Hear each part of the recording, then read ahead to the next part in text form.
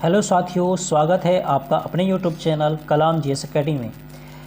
अगर इरादे मजबूत हो तो दुनिया की हर मंजिल आसान होती है।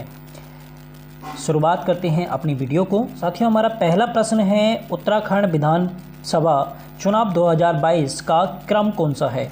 तो इसका सही आंसर हो जाता है 5वां। इस बार उत्तराखंड विधानसभा जो 2022 में चुनाव हुआ है वो क्रम रहा है आपका 5वां। साथियों, देख लेते हैं कि उत्तराखंड विधानसभा में चुनाव कब से प्रारंभ हुए हैं और कब से कब तक रहे हैं। साथियों, अगर हम बात करें उत्तराखंड विधानसभा चुनाव की, तो प्रथम चुनाव जो हुआ था वो 2002 से 2007 तक हुआ था, और दूसरा चुनाव जो रहा है 2007 से 2012 तक रहा है, और तीसरा चुनाव 2012 से 16 तक रहा है, और चौथा चुनाव 2017 से 2021 तक रहा है, और पांचवा चुनाव जो रहा है वो अंतिम चुनाव कह सकते हैं 2022 से 2026 तक रहा है। बढ़ जाते हैं अगले क्वेश्चन की ओर। साथियों, हमारा अगला प्रश्न है, उत्तराखंड विधानसभा में कुल सुरक्षित सीटों की संख्या कितनी है? तो इसका हमारा सही आंसर हो जाता है 15, क्योंकि उत्तराखंड में विधानसभा की सीटों की अगर हम बात कर रहे हैं तो अनुसूचित जाति के लिए, जो कि बात करते हैं एससी के लिए 13 सीटें हैं, और बात करें एसटी के लिए जो अनुसूचित जनजाति है उसके लिए 2 सीटें आरक्षित हैं। तो कुल मिलाकर जो सुरक्षित सीटें हो जाती हैं उनकी संख्या हो जाती है 15। हमारा नेक्स्ट प्रश्न है, विधानसभा चुनाव 2022 में कुल निर्दलीय उम्मीदवार के विजेता कितने रहे हैं? तो इसकी संख्या हो जाती है 2। देख लेते हैं कौन कौन से उम्मीदवार हैं। साथियों, बात हुई है 2022 में विधानसभा चुनावों की और जिसमें निर्दलीय उम्मीदवारों की, तो हमारे 2 उम्मीदवार निर्दलीय रहे हैं। एक तो रहे हैं उमेश कुमार जी, जो कि खानपुर से है, और खानपुर एरिया जो है हरिद्वार के एरिया में आता है। और हम बात करें दूसरे व्यक्ति की, तो वह है संजय डोभाल जी, और संजय डोभाल जी रहने वाले हैं यमुनोत्री के, और जो कि इनका संबंध जो कि यमुनोत्री स्थान जो पड़ जाता है वो पड़ जाता है उत्तरकाशी। साथियों, 2 चीज़ें हमें याद रखनी है। एक तो उमेश कुमार जी जो हैं वो हरिद्वार के खानपुर से हैं, और संजय डोभाल जी जो हैं यमुनोत्री के स्थल से हैं, और जो कि यमुनोत्री आपका उत्तरकाशी में पड़ जाता है। साथियों, हमारा नेक्स्ट प्रश्न है, हमारा अगला प्रश्न है, विधानसभा चुनाव 2022 में कुल कितनी पंजीकृत राजनीतिक प्रत्याशियों ने जीत प्राप्त की है?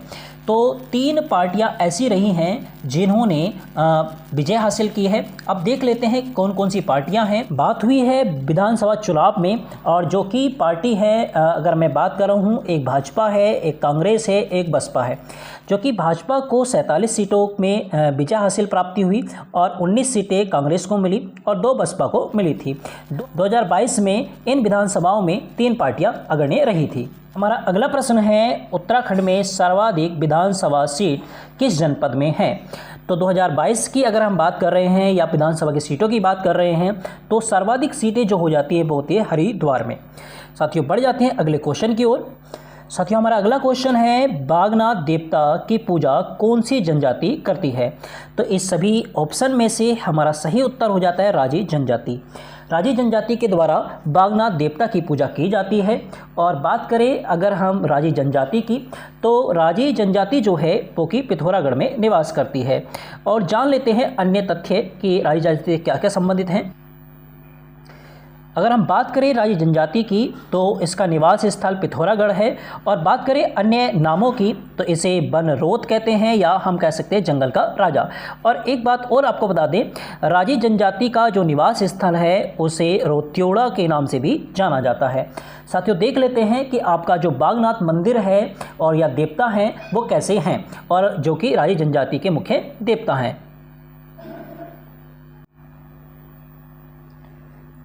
साथियों, देख सकते हैं ये है आपका बागनाथ मंदिर, और बागनाथ मंदिर बड़ा ही भव्य मंदिर है, और हम बात करें जो कि बागेश्वर में पड़ता है, और आपको बता दें राजी जनजाति का ये प्रमुख मंदिर कहलाता है। हमारा अगला प्रश्न है, स्याही देवी का प्राचीन मंदिर कहाँ स्थित है? तो इसका हमारा सही आंसर हो जाता है शीतला खेत। तो इसका सही आंसर हो जाएगा अपना शीतला खेत। और बात करें शीतला खेत जो कि आपका अल्मोड़ा में स्थित है। हम बात करें अल्मोड़ा में, तो अल्मोड़ा में रानी खेत हो गया, ताड़ी खेत हो गया, ये बड़े प्रमुख स्थल रहे हैं। और शीतला खेत भी आपका जो पड़ता है जो कि अल्मोड़ा में आता है, जिसमें स्याही देवी मंदिर बड़ा प्राचीन जाना जाता है। साथियों, आप देख सकते हैं ये स्थित है आपका स्याही देवी मंदिर। साथियों हमारा अगला प्रश्न है, निम्न में से कौन सी नदी जल विद्युत परियोजना टोंस नदी पर नहीं है। अपना बड़ा ही प्यारा क्वेश्चन है और देख लेते हैं। तो इसमें से हमारा राइट आंसर हो जाता है ब्यासी परियोजना, जो कि ब्यासी परियोजना की बात करें तो ये परियोजना यमुना नदी पर स्थित है। और हम बात करें छिब्रो परियोजना की, किसाऊ परियोजना की और नटवार परियोजना, ये तीनों ही परियोजनाएं टोंस नदी पर बनी हुई है। साथियों आपको कमेंट्स करना है कि जो टोंस नदी का उद्गम स्थल है वो किन दो नदियों से हुआ है, और आपको ये भी बताना है कि टोंस नदी किस जनपद में होकर बहती है, कि जो यमुना नदी है इस पर कौन कौन सी परियोजनाएं हैं। साथियों अगर हम बात करें यमुना नदी पर, तो यमुना नदी पर कौन कौन सी परियोजनाएं हैं, तो पहली बात तो आपको याद है प्यासी परियोजना है, लखवाड़ परियोजना है, कुलहाल परियोजना है, खोदरी परियोजना है, ढालीपुर परियोजना है, ढाकरानी परियोजनाएं हैं, नदी है, इतनी सारी परियोजनाएं हैं। और यमुना नदी की, तो यमुना नदी का उद्गम स्थल जो है वो यमुनोत्री से होता है, और यमुनोत्री नामक स्थान जो कि आपका बता दें उत्तरकाशी में पड़ता है। साथियों बढ़ जाते हैं अगले क्वेश्चन की ओर। अगला प्रश्न है, निम्न में से किसे अश्रु जल नदी के नाम से जाना जाता है या कहा जाता है। तो इसका सही आंसर आ जाता है टोंस नदी। और बात करें टोंस नदी किस प्रकार अपना प्राकृतिक दृश्य बनाते हुए चलती है, आइए साथियों देख लेते हैं। साथियों ये बह रही है अपनी टोंस नदी, और हम बात करें टोंस नदी जो उत्तराखंड में प्राकृतिक सीमा निर्धारित करती हुई जा रही है। साथियों मैंने आपसे कहा है कि टोंस नदी आपको ये बताना है कि नदियों से मिलकर बनी हुई है और ये संयुक्त धारा किस स्थान पर मिल जाती है। जितना आपको आता है टोंस नदी के बारे में ज़रूर बताइएगा, आपके कमेंट्स का मुझे ज़रूर इंतजार रहने वाला है। साथियों बढ़ जाते हैं अगले क्वेश्चन की ओर। हमारा अगला प्रश्न है, नागराज सेम मुखेम मेला प्रतिवर्ष किस तिथि को आयोजित किया जाता है। तो इसका सही आंसर हो जाता है 26 नवंबर। 26 नवंबर को नागराज सेम मुखेम मेला आयोजित किया जाता है। आइए साथियों देख लेते हैं कि नागराज सेम मुखेम मेला प्रतिवर्ष कहाँ आयोजित किया जाता है और ये स्थल कैसा देखने में लगता है। देख सकते हो स्थान जो है नागराज से मुखेम प्रतिवर्ष यहाँ आयोजित मेला होता है, कि जहाँ आपको बता दें ये शेष नाग की एक प्रतिमाएं बनाई गई है, और दूसरी ओर अगर हम बात करें मंदिर का प्रांगण क्षेत्र दिखाया गया है। साथियों बढ़ जाते हैं अगले क्वेश्चन की ओर। है केदारनाथ धाम कितने पर्वतों के बीच स्थित है। तो इसका सही आंसर हो जाता है 2। आइए साथियों जान लेते हैं किन किन पर्वतों के मध्य है और केदारनाथ के रक्षक कौन हैं। साथियों आपको कमेंट्स करके बताना है जो केदारनाथ धाम है वो किस जनपद में पड़ता है। साथियों अगर हम बात करें केदारनाथ धाम की, तो ये 2 पर्वतों के मध्य आता है। एक पर्वत हो जाता है खर्चाखंड पर्वत और दूसरा है भरतखंड पर्वत। और बात करें इसके रक्षक की, तो ये भैरवनाथ जी का प्रमुख रक्षक मानते हैं, और इसकी ऊंचाई की अगर हम बात करें तो 6968 मीटर है। और बात करें जो केदारनाथ मंदिर है, इस पर शंकराचार्य जी के द्वारा प्राण न्यौछावर किए गए थे या प्राण त्यागे गए थे 820 में। और शंकराचार्य जी जो थे आपको एक निम्बूदारी कह सकते हैं ब्राह्मण थे, और जो केरल से आए थे। साथियों देख लेते हैं केदारनाथ धाम देखने में कैसा है। कि बात करें केदारनाथ धाम की, तो आपको बता चुके हैं एक साइड इसके खर्चाखंड पर्वत है और दूसरी साइड आपका भरतखंड पर्वत है, जो कि केदारनाथ बड़ा ही भव्य मंदिर है। और बात करें इसके सामने, आप देख सकते हो सामने एक नंदी बैल ये आपका है। और आपको क्वेश्चन पूछा जा सकता है किस धाम के आगे या किस मंदिर के आगे नंदी का विराजमान है। और बात करें इस नंदी के बारे में, एक प्राचीन इतिहास रहा है। भगवान शिव का पीछा करते हुए पांडव लोग जाते हैं, और जो कि शिव एक दूसरे रूप में वेशभूषा धारण करके नंदी बैल के रूप में रहते हैं और इस केदारनाथ मंदिर के सामने समा जाते हैं। साथियों आपको ये क्वेश्चन आपको बताना है कि केदारनाथ धाम जो है वो किस जनपद में आता है। और आपको एक क्वेश्चन और बताना है कि केदारनाथ पर आपदा किस वर्ष आई थी और ये किस नदी के किनारे स्थित है। बढ़ जाते हैं साथियों अगले क्वेश्चन की ओर। साथियों हमारा अगला प्रश्न है, सवाली बानू का संबंध किस खेल से है। तो इसका सही आंसर हो जाता है टेबल टेनिस। अगर हम बात करें खेलों में, तो एक महिला बड़ी विशिष्ट है जो मधुता बिष्ट।